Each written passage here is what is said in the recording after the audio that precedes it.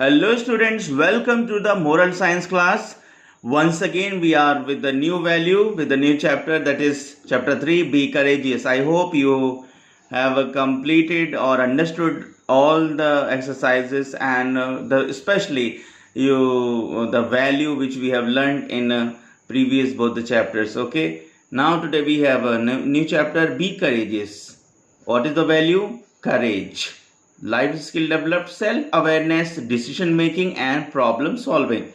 So yes, dear students, if we don't have courage, we can't be aware of oneself, we can't make decision, and we cannot, if suppose we are caught up in a problem or somebody, we can't help the person, or even sometimes we feel helpless. In that situation, we need to be courageous. We need to be courageous and we should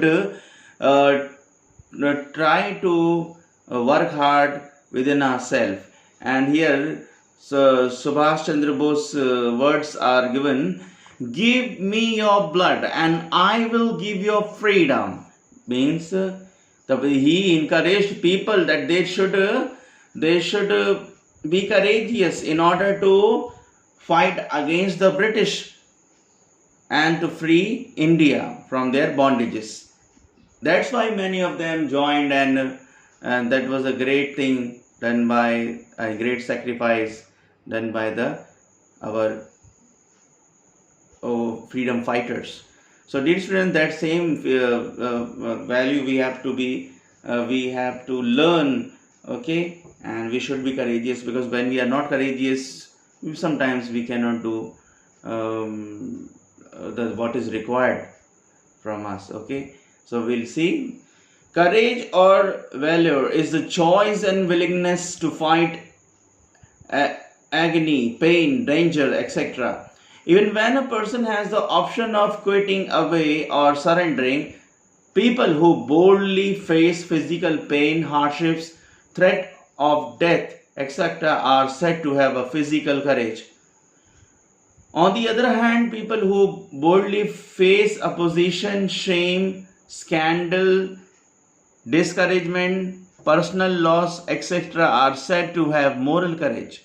So see, the two types of courage, like physical courage, where somebody is beating you and somebody is torturing you, still you are able to face that physical pain. But in the different way, that where people are able to face opposition, shame, scandal, discouragement and personal loss, said to have more courage. Okay. Various people show courage in different aspects of life. For example, a soldier shows immense courage in battlefield. A policeman shows courage by handling dangerous people and things. A fireman shows courage by getting into a burning building. A child who gets injured while playing cricket shows courage by going back to the ground after recovering, etc. Moreover, a common man shows courage when he stands tall to face the challenges and the problems of everyday life. In the past, India produced many great souls who became famous because of their courageous deeds. Subhash Chandra Bose was one of them. So here in this chapter, through the inspiration of Netaji Subhash Chandra Bose, we will be learning this value. Okay, we'll see. You can see Subhash Chandra Bose image here. Subhash Chandra Bose, popularly known as Netaji, was born on January 23, 1897 in Cuttack, Odisha. His parents were Janki Nath Bose and Prabhavati. Netaji was very brilliant at studies from childhood itself. In his early childhood, he studied in European Protestant school, Cuttack. Later, he shifted to the Ramanshaw Collegiate School. Netaji very often recollected the teachings of headmaster of the school and praised him for those moral lessons which he had planted in the minds of the students.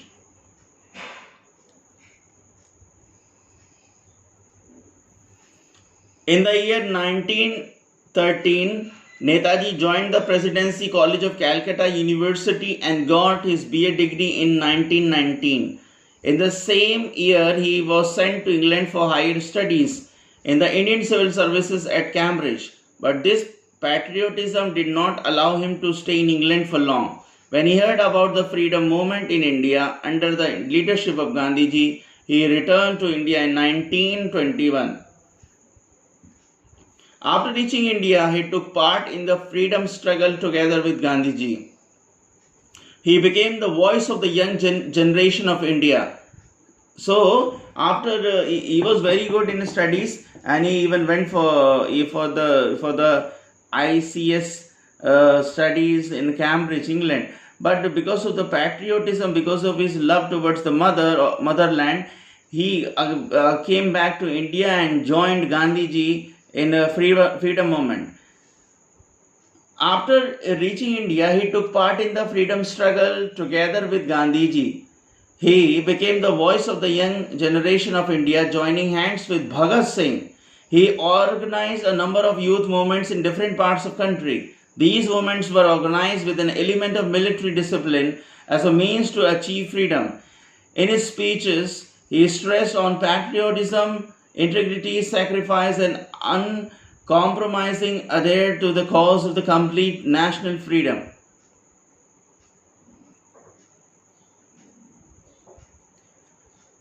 In 1929, in famous Lahore session of Congress, he announced, "I am an extremist and my principle is all or none." He was arrested and sent to jail many times. The British were cruel towards him in the prison. Once even his blood-soaked clothes were exhibited in a public meeting. But like a tiger in its cage, he roared at the British from the jail itself. So we can see, dear students, that he was very good in studies. He could studied and could remain and enjoyed the life, but he was courageous enough to fight against Britishers. That's why he came back India, left his studies and joined Gandhiji, and in a powerful manner he stood against the Britishers. Now see what happens.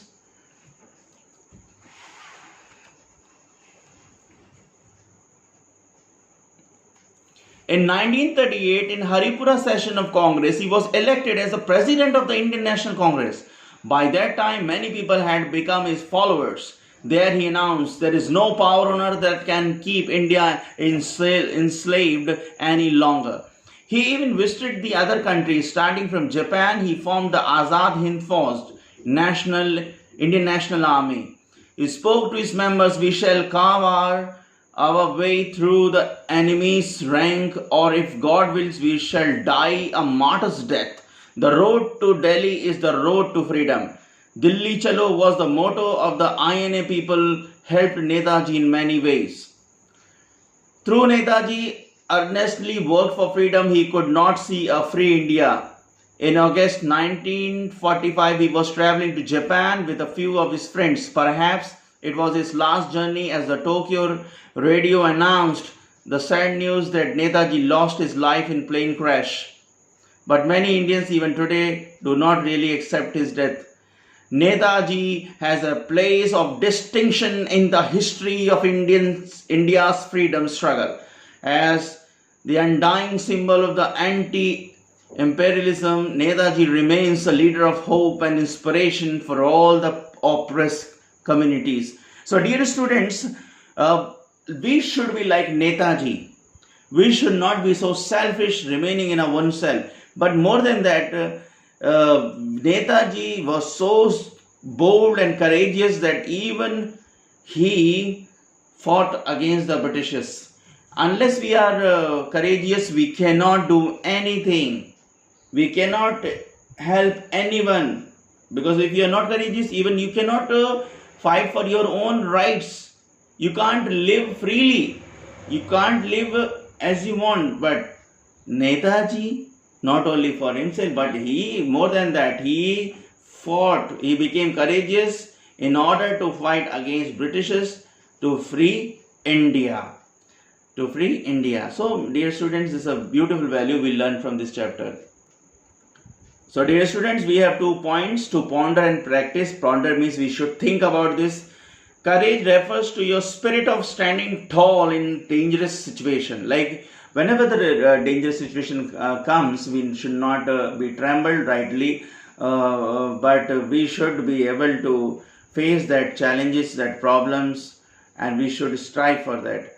Number 2, try to be courageous in small as well as the big aspects of life. Face the challenges and the problems boldly. Yes, we should not run away from the problems. Rather, we should stand against those problems, and we should face the problems. So, dear student, this was the value that you should be courageous in a difficult problems, because when you are courageous, then only you can support other also. So the here question A and B, the answer the following and fill in the blanks is given. This you have to do by yourself. Once again I tell you, try to find out the answer in the book itself and fill ups you should do. This is your homework, and no need to make the copy or other thing. Okay, so this is enough. Thank you and be courageous. Bye bye.